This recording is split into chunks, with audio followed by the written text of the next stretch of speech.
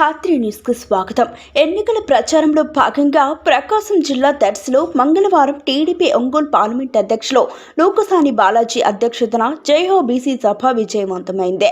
ఈ సభకు ముఖ్య అతిథులుగా విచ్చేసిన దర్శి కూటమి ఉమ్మడి అభ్యర్థి డాక్టర్ గొట్టిపాటి లక్ష్మి, మాగుంట రాఘవరెడ్డి, నారపశెట్టి పాపారావులకు ఘన స్వాగతం పలికారు.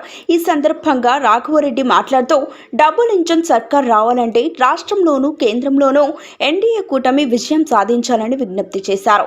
దర్శి కూటమి ఉమ్మడి అభ్యర్థి డాక్టర్ గొట్టిపాటి లక్ష్మి మాట్లాడుతూ టీడీపీ అంటే బీసీల పార్టీ అని, టీడీపీలోని బీసీలకు సమన్యాయం జరుగుతుందని తెలిపారు.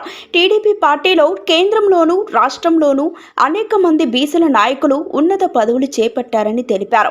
కూటమి ప్రభుత్వం వచ్చిన వెంటనే మహిళలకు వారి కోరుకున్న వృత్తులలో శిక్షణ ఇచ్చి వారికి ఆర్థిక భరోసా కల్పిస్తామని అన్నారు. బీసీలకు పూర్వ వైభవం తెప్పిస్తామని, దర్శి నియోజకవర్గంను అభివృద్ధి పథంలో నడిపేందుకు కృషి చేస్తామని తెలిపారు.